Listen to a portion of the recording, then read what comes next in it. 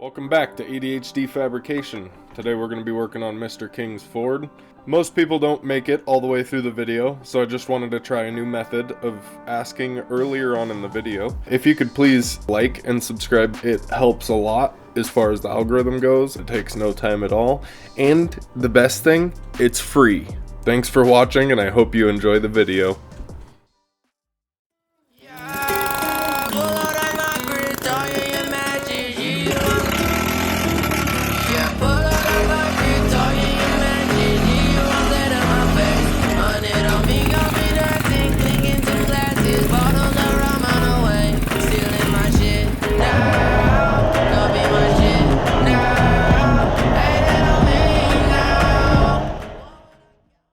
It's early spring here in Wyoming. This truck needs to be out of my shop for multiple reasons. One, Mr. King should be down here relatively soon. I'd like to be able to give him his truck and deal with the other end of the deal from his side, which you'll see that. And then two, the other reason is so that this truck can just be out of my shop. This season I would like to probably paint these floors. Regardless, they all need to get cleaned.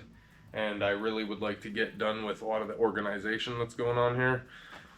Got a lot of the key things in all the spots. I just need to start building shelving. I need to build racking. I just need to get the shop more streamlined. And part of that would be having my shop space back. I wrote up a list. This is not a day list. This is not a video list. This is just the start list. I think I'll get more than this done in this video. The very first thing we're going to work on is a broken fitting. It's on the oil return line from the turbo kit.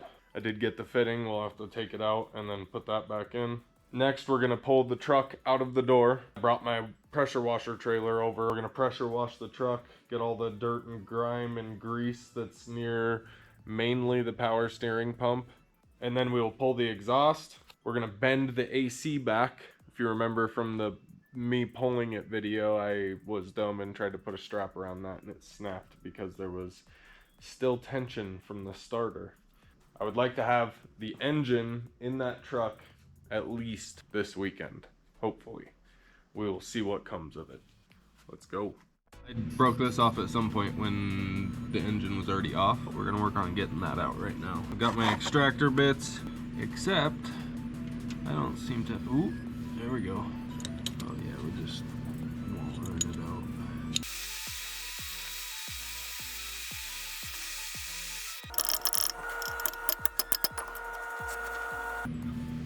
Ooh, baby.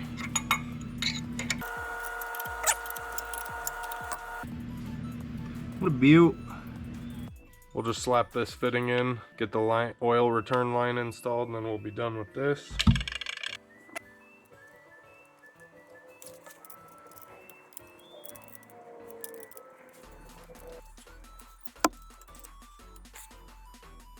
Do a little bit of fine tuning up here. Oh, that looks fucking beautiful. Let's see how the V-belt looks.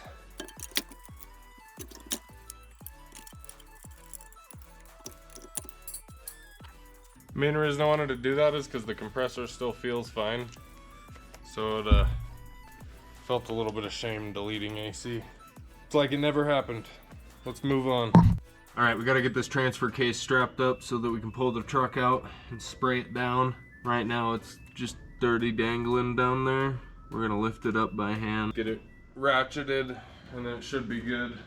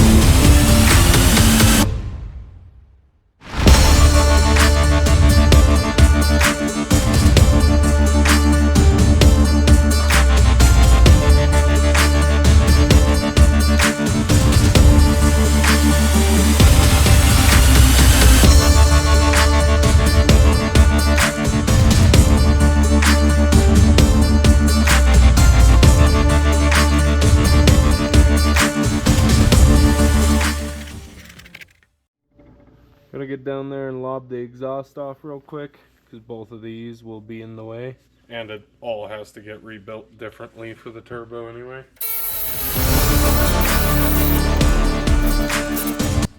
I broke my saw blade off right there. We need to go get a new one.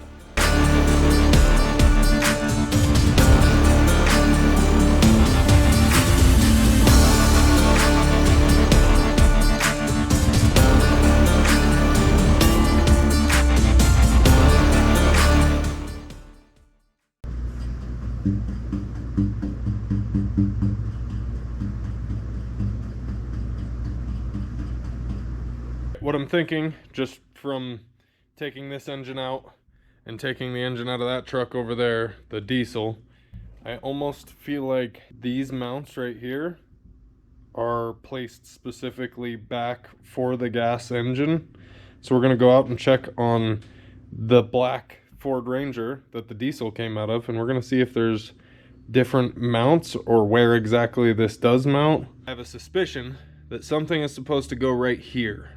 I feel like on that other truck, I remember pulling the motor mount bolts from this oval just on that other truck. Obviously, all of the chassis are about exactly the same. They just put different stuff in it. Let's go see what that other truck has going on.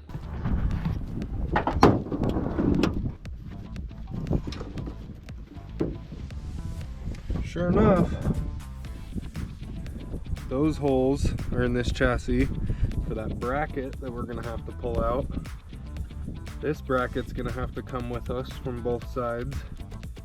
Same with the hardware, and that's what the motor mount for the diesel looks like. So we'll have to pull those out of here.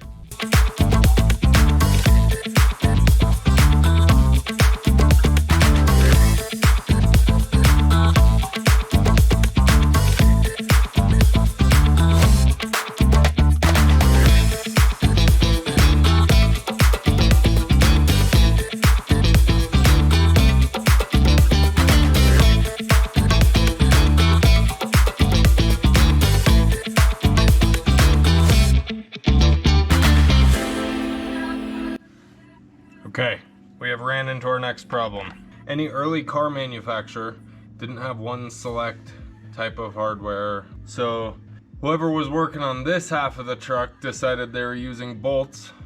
I love those people, they're awesome. Whoever was over on this side decided that 4 ship hole rivets were required to hold this motor mount on. So I'm gonna have to bust out the torch and lob off the, like 3/4 inch, 1 inch head rivets that are used to hold this motor mount on. If it could stay there without being in the way, that would be awesome. I would just leave it, it would be fine. I don't think it's gonna stay out of the way because it's about 2 inches higher than where the motor mount is supposed to sit. I'll get these 2 bits of hardware out, and I pretty much am just gonna have to bust out the torch. I didn't want to, but there's no way I'm fitting a grinder in there. Damn it, it didn't magically fall off after those 2 pieces of hardware. I want you to all go talk to your grandfathers that were working in the Ford batch plant, putting these together around 1985 or 86, no idea what batch. I just want you to go ask, and if they say they assembled this thing with rivets, tell them they're a good guy, all right? Tell them they're a cool person. God damn it. This motor mount plate was held on by 4 nice big bolts. Weren't loose. None of it was a problem in the entire age of this truck. Whoever worked on this side decided that it was necessary to have a bolt there, which almost in itself would have been good enough. Maybe add 1 more down here. That would have been plenty. Add 2 just to be safe, like this guy did. He was smart. 4, perfect. Good safety amount. This one has 1, 2, 3, 4 rivets.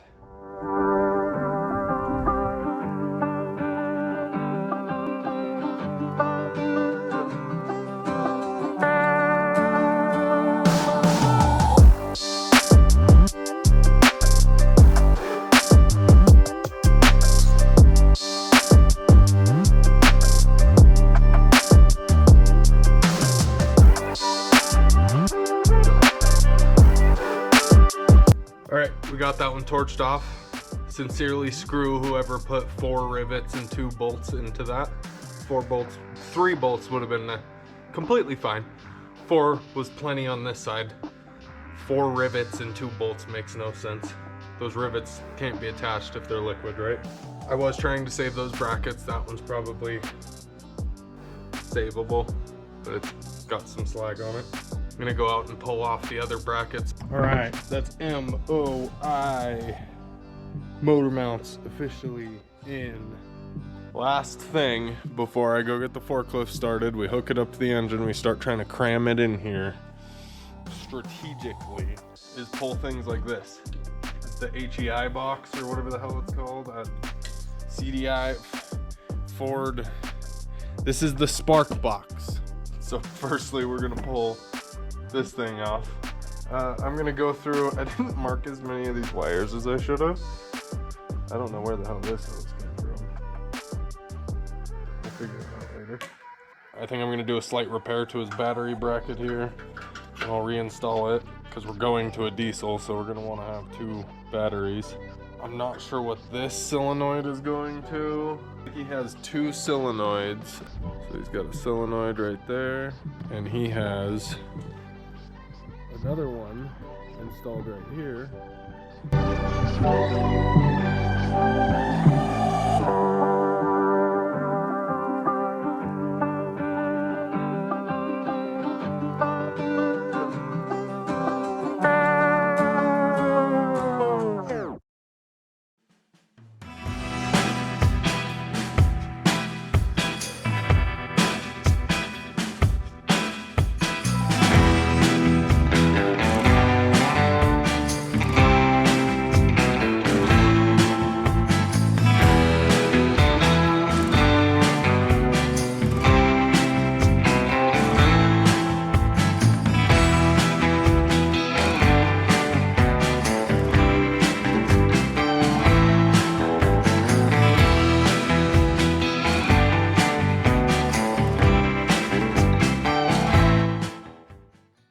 I think I have most everything out that I can have out. I'm not sure what these plugs were to, but I think the fact that I didn't label them, I believe these were going straight into the engine, so they will no longer be a problem. They'll just have to get shoved out of the way. I haven't got a clue what all this is. It'll just get shoved to the side unless I figure out what it is. This is factory. I'm not exactly sure what this is, but I'll probably repair that wire and leave it here. And then the rest of this is all staying. Took out a charcoal canister and a couple wires from that side. Took out the spark box, fuse, and a bunch of wires from that side, as well as a entire starter solenoid. Yeah, I'm liking it. Aside from all the crap that I peeled out of here, I think the rest of this ugly mess is gonna stay. I have cleaned it up quite a bit, but there's still quite a bit here that's unknown, so I'll have to like tape it up and push it to the side. Eventually I'll clean everything up. But that being said, I think we're about ready to start shoving this engine in here. Let's go get the forklift going. Gotta eat a unsponsored crustless sandwich first. Give me a second. We're gonna have to peel these chains off as well.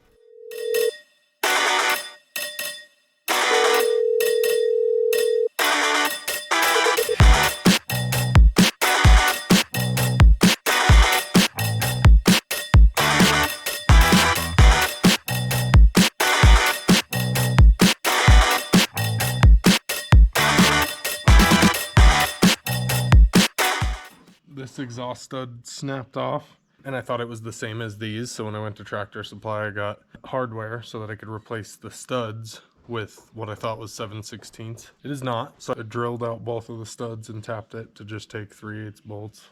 A healthy amount of NECs on these 2 studs and these 2 studs down here on the actual manifold. I would have liked to put NECs on these too, but I went ahead and put red Loctite on both of those.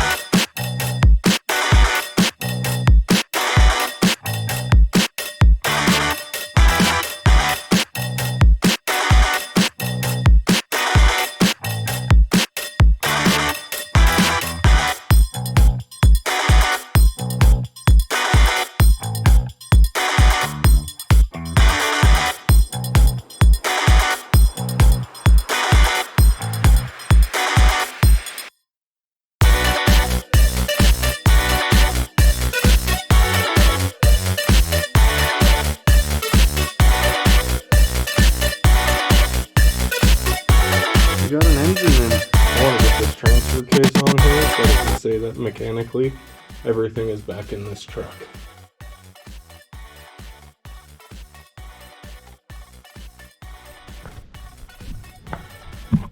My camera died while I was struggling to get that in here, so I left the camera off and just got it done. All 6 bolts are in, torqued down. This is now attached to the transmission, transmission's to the engine, engine is in the engine mounts. But I believe that's where we're gonna leave this episode. The engine is in, bolted to the transfer case in there, and is sitting all the way down. It's crooked because, you know, the transmission's still down. The cross member is on the ground down there. We'll have to bolt that up, hold it up. The next episode, we will spend a lot more time buttoning everything up. We will get that engine running. And then after we do a little test run with the front clip off, we'll put the whole front clip on and test run it and see how that transmission's doing. We're gonna have to do oil, transmission fluid, transfer case fluid. We'll probably bleed the brakes and get rid of whatever fluid's in it, because I'm sure it's been in there for a very long time. But all that will be in the next episode. Thank you for joining me. And remember, don't let your meat loaf.